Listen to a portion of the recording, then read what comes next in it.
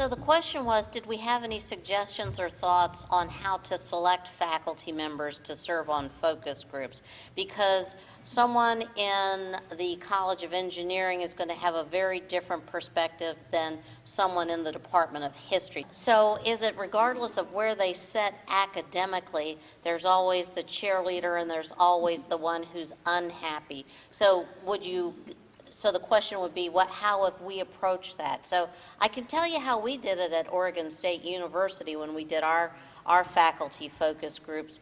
We tried to get a cross-section of experienced faculty that have, been at Oregon State University for a long time, so they're familiar with the evolution, if you will, of what we're doing in grants management. But we also looked for bringing in new faculty who had not been there before, but perhaps have been at another university, not just brand new, right off the brand new young assistant professor that never done research before at a university past the postdoctoral level, their first academic profession or position. So we tried to get a good cross-section and also different disciplines. And actually what we found is the issues were all the same that the faculty were bringing. I personally think it's not a bad thing to have the consistently unhappy faculty member in the room for two reasons. Number one,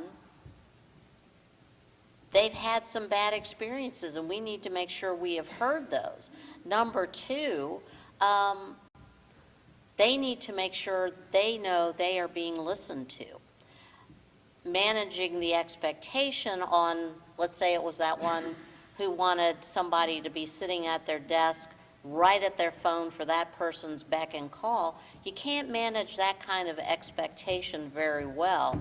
But I wasn't in the room, like Peggy said. We intentionally had no one in the leadership of the Vice President for Research sitting in on those focus groups, because we really wanted the faculty to be able to say whatever they wanted to say.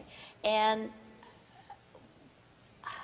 we found that the experienced and the new and the happy and the sad were all actually a good cross-section. Yeah, I agree with everything Pat said. Typically, the size is 10 to 20. 20's at the large size, 10's a more focused conversation level. It really also depends on the focus of the focus group. So if you have a particular issue that you're really trying to get at, you might find that tends to point towards a certain population of individuals that you'd like to engage in the conversation.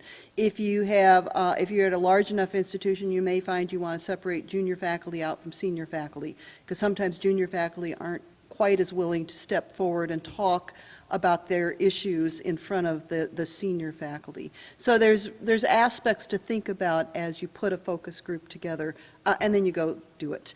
Sometimes if your institution has something like a survey research lab, they might be a good resource for you to look at in terms of helping you design a focus group and putting it together. I will say that we intentionally, our outside facilitator that did the focus groups for us, intentionally set them at 10, intentionally set them. It will only last 1 hour. Yeah. They had 4 questions that they asked. And so they planned it out pretty well in terms of, so there was enough time for faculty to feel like they could actually have a bit of a conversation, but also knew that they were going to be respectful of, it was just going to be this long, just these 4 questions, and it worked out quite well, I have to say. Usually you only have to ask one question, and then it's off and running.